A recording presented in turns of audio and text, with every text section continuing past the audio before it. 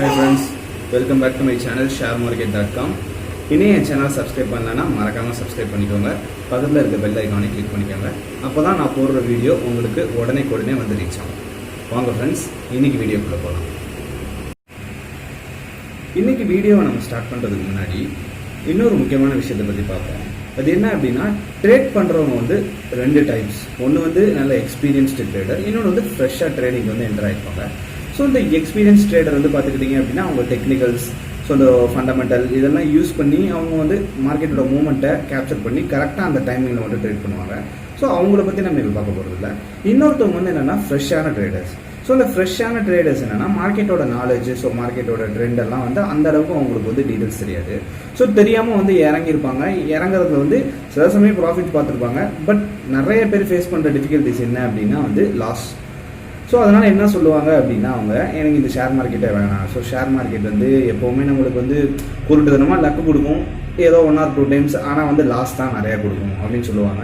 ஆனால் நான் நிறைய ஃபேஸ் பண்ண விஷயமும் இதுதான். ஸோ ஃப்ரெஷ்ஷாக ஒருத்தவங்க மார்க்கெட்டில் என்ட்ரு ஆகிறாங்க அப்படின்னா அவங்க பிளெயினாக வந்து ட்ரேட் பண்ணாமல் சில விஷயங்கள்லாம் வந்து மைண்டில் வச்சுக்கிட்டு அதுக்கு ஏற்றாப்புல ட்ரேட் பண்ணாங்க அப்படின்னா லாஸே வராதுன்னு சொல்லலை, பட் கம்மியான லாஸஸ் இருக்கும், ப்ராஃபிட் கண்டிப்பாக நிறையா வரும். ஸோ இன்றைக்கி நம்ம பார்க்க போகிறது என்ன அப்படின்னா அதை பற்றி தான். இன்றைக்கி நம்ம பார்க்க போகிற டாபிக் ட்ரேட் பண்ணுறதுக்கு முன்னாடி உள்ள மைண்ட் செட், அதாவது ட்ரேடிங் மைண்ட் செட். ஸோ ஃப்ரெஷர்ஸாக ட்ரேட் பண்ணுறப்போ நம்ம மனசில் வச்சுக்கிறதுல மொதல் பாயிண்ட் என்ன அப்படின்னா டைமிங். ஸோ இந்த டைமிங் அப்படிங்கிறது என்ன அப்படின்னா, நம்ம பை அண்ட் செல் பண்ணுறோம், அதாவது ட்ரேடிங் பண்ணுறோம் அப்படிங்கிறத விட எந்த டைமில் ட்ரேட் பண்ணுறோங்கிறது ரொம்ப ரொம்ப முக்கியம். இப்போ ஃபார் எக்ஸாம்பிள் ஒரு பேங்க் நிஃப்டியை நம்ம ட்ரேட் பண்ணுறோம் அப்படின்னா எல்லா டைமும் நம்ம ட்ரேடிங் பண்ணோம் அப்படிங்கிறதுலாம் அவசியம் இல்லை. காலையில் ஓப்பனிங் டைமில் எப்போவுமே ஒரு மூவ்மெண்ட் கொடுக்கும் மார்க்கெட்டில். ஸோ அந்த டைமில் ட்ரேட் பண்ணிட்டு சேஃபாக வெளியில் வந்துடுறது ரொம்ப ரொம்ப ஃப்ரெஷ்ஷாக ட்ரேட் பண்ணுறவங்களுக்கு நல்லது. இப்போ for example commodity crude oil வந்து நம்ம ட்ரேட் பண்ணுறோம் அப்படின்னா based on global market movements. இப்போ வந்து ஃபார் எக்ஸாம்பிள் கமாடிட்டி மார்க்கெட்டில் எல்லா டைமுமே பெருசாக மூவ்மெண்ட் இருக்காது. இப்போ மத்தியானம் லண்டன் மார்க்கெட் ஓப்பன் பண்ணுற டைம் ஒரு மூவ்மெண்ட் இருக்கும், சாயங்காலம் யூஎஸ் மார்க்கெட் ஓப்பன் பண்ணுறப்போ ஒரு மூவ்மெண்ட் இருக்கும், அதுக்கப்புறம் வெட்னஸ்டே இன்வென்ட்ரிஸை பேஸ் பண்ணி க்ரூட் ஆயிலில் மூவ்மெண்ட் இருக்கும். ஸோ அந்த சின்ன சின்ன டீட்டெயில்ஸை வச்சுக்கிட்டு அந்தந்த டைமிங்கில் மட்டும் என்டர் ஆகிட்டு சேஃபாக வெளியில் வந்துடுறது ரொம்ப ரொம்ப முக்கியம். ஸோ ஃபஸ்ட்டு திங் என்ன மைண்டில் வச்சுக்க வேண்டியது அப்படின்னா டைமிங். கரெக்டான டைமில் ட்ரேட் பண்ணிட்டு சேஃபாக வெளியில் வந்துடணும்.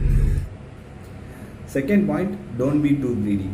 ஸோ இது எல்லாத்துக்கும் இயல்பாக வர ஒரு விஷயம். பட் இதை எவ்வளோக்கு எவ்வளோ நம்ம கம்மியாக வச்சுக்கிறோமோ அவ்வளோக்கு எவ்வளோ அதிகமாக சம்பாதிக்கலாம். ஏன்னா இப்போது இன்றைய மார்க்கெட் கண்டிஷன் நல்லா இருந்திருக்கும். அதனால் நீங்கள் வந்து இன்றைக்கி வந்து ஃபார் எக்ஸாம்பிள் ஒரு 10,000 இன்வெஸ்ட் பண்ணுறீங்க, 3,000 to 4,000 ப்ராஃபிட் பார்த்துடுறீங்க அப்படின்னா ஃபஸ்ட்டு நம்ம சம்பாரிச்ச அந்த அமௌண்ட் போதும் அப்படிங்கிற மைண்ட் செட் நம்மளுக்கு போகணும். சில பேர் 3,000 சம்பாரிச்சிருவாங்க, சரி நம்ம வந்து டக்குன்னு 3,000 சம்பாரிச்சிட்டோம், அடுத்து ஒரு ட்ரேட் போகலாம், அதில் இதே மாதிரி 3,000 இல்லை ஒரு 4,000 கிடச்சிச்சுன்னா அது நல்லது தானே அப்படின்னு நினச்சிட்டு செகண்ட் ஒரு ட்ரேட் பண்ணுவாங்க. ஸோ அதுலேயும் ப்ராஃபிட் பார்த்துருவாங்க, ஆனால் அதோடையும் வெளில வர மாட்டாங்க, அதுக்கு அடுத்த ட்ரேட் பண்ணுவாங்க. அதில் வந்து பார்த்துக்கிட்டிங்கன்னா சம்பாதிச்ச ப்ராஃபிட்டும் போய் ஏற்கனவே வச்சுருந்த கேபிட்டலையும் லாஸ் பண்ணிட்டு நிற்பாங்க கடைசியாக. ஸோ அதனால் ஒரு நாளைக்கு ஒரு அமௌண்ட் சம்பாதிச்சிங்க அப்படின்னா அந்த அமௌண்ட் போதும் அப்படின்னு ஏற்றுக்கிற மைண்ட் செட்டை நம்ம வளர்க்கணும். அடுத்த பாயிண்ட் என்ன அப்படின்னா, expect returns based on current days market scenario.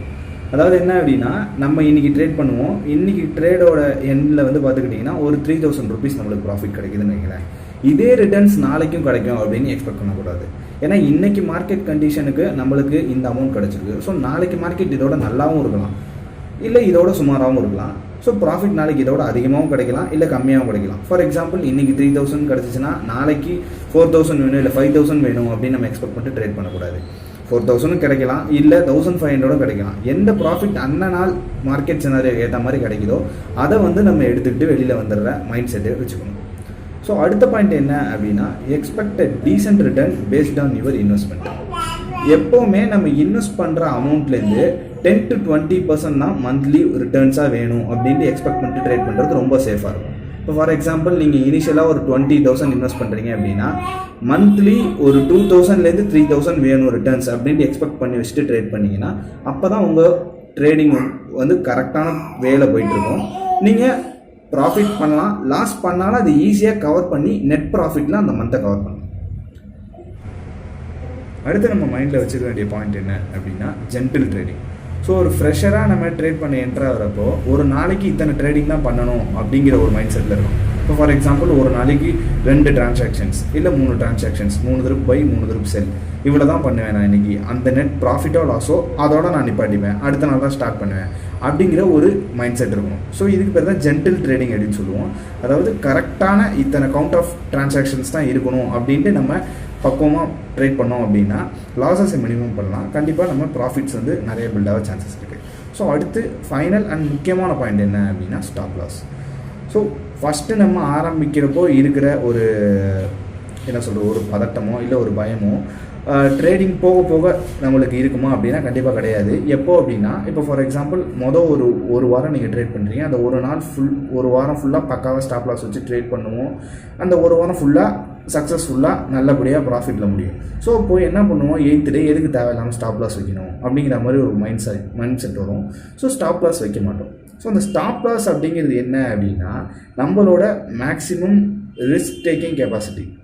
So இப்போது நம்ம வந்து ஒரு 1000 ரூபா லாபம் எக்ஸ்பெக்ட் பண்ணுறோம் அப்படின்னா நம்மளால் எவ்வளோ லாஸ் பேர் பண்ண முடியும், ஒரு 300 ரூபாவோ 400 ரூபாவோ பேர் பண்ண முடியும் அப்படின்னா அந்த அளவுக்கு ஸ்டாப் லாஸ் எப்போவுமே வச்சு ட்ரேட் பண்ணுவோம்.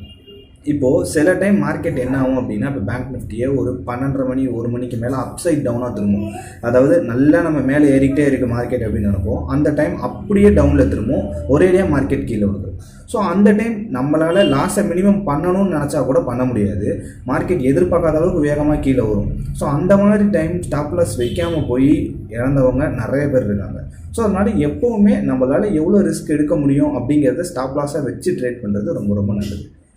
ஸோ இந்த ஒரு சில பாயிண்ட்ஸ்லாம் நம்ம ஃபாலோ பண்ணோம் அப்படின்னா நான் முன்னாடியே சொன்ன மாதிரி பயங்கரமாக ப்ராஃபிட் வரும். லாஸே வராதா அப்படின்னு கேட்டால் அது கிடையாது. பட் வர லாஸை மினிமம் பண்ணிட்டு ப்ராஃபிட்டை ஜாஸ்தி பண்ணலாம். அட் த சேம் டைம் நம்ம லாஸ் பண்ணாலும் அதை ஈஸியாக கவர் பண்ணி மந்த்லி நெட்டாக ஒரு அமௌண்ட் ப்ராஃபிட்டாக எடுக்கலாம்.